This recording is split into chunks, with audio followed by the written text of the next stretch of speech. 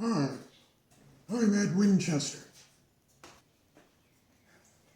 If you've watched previous videos or read the description in the channel description, I've mentioned that probably my biggest goal in archery, even more so than to become a better archer, is to produce the world's first T60 aluminum ILF horsebow riser. This will be an ambidextrous riser, probably 17 inches, and it's a lot easier to talk about than to do anything about. Now, I had considered ordering machinable wax, but I'm not really very busy right now with work, real tight on the cabbage. So I took I'm not sure what kind of wood this is. It's a beautiful wood. It's probably some kind of oak. And I made a really, really nice pipe holder out of a similar shaped piece. Came out really, really nice. But I have got the basic shape of a riser. And here is a Western. This is the Samick Discovery. And you can see it has this deep throat nonsense. And I know some of you guys are crazy about that. You want those funky angles, but I hate it. It's the one thing about this bow. And originally this had a big knob here, and I ground that bastard down. It is no more. I got it as flat as I could, and it still really bothers me.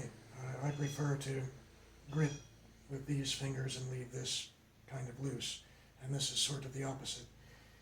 Anyway, if you compare the two, this is not a functional riser. I suppose it could be. It's a very strong piece of wood.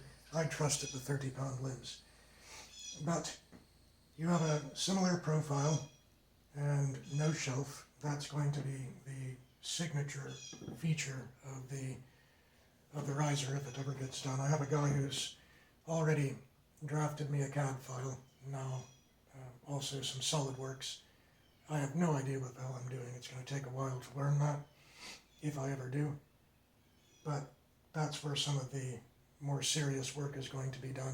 I wanted something tangible, because even if I was good at SolidWorks or CAD, I think I'd have great difficulty just imagining how the grip should be. I need something I can grab. So that's what I did with this, just to see how it feels. It is not finished. The most complicated part will be, this whole thing's probably been out of focus this entire time. Now, if you look at the both of these, this area here, that's where the trickiness comes.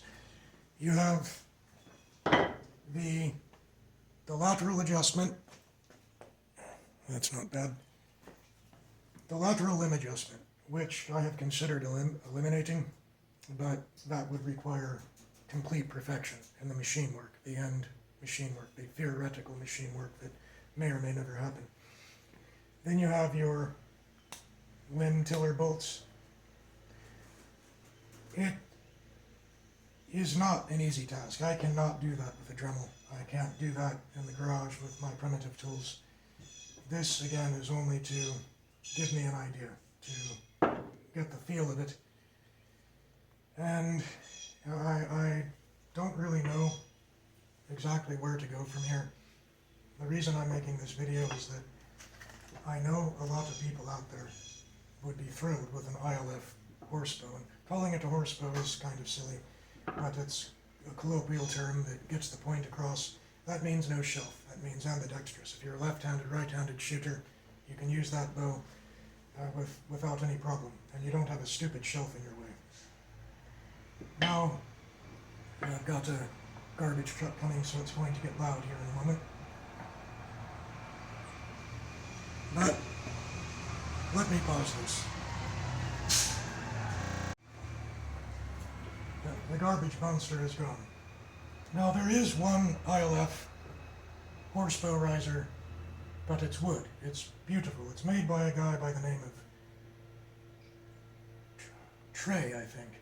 If you go over to Shatterproof Archery, he did a video where he did not mention his ILF horsebow riser for some strange reason, but he did a video that covers the Well, the concept of bows, bow speed, um, the guy really knows his stuff. He has some really, really interesting insight.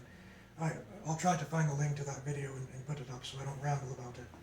But his doesn't, I don't think it's for sale. I don't think you could possibly contact him and get one, but he's not marketing them. It's a really, really nice riser, and I wish he made that available.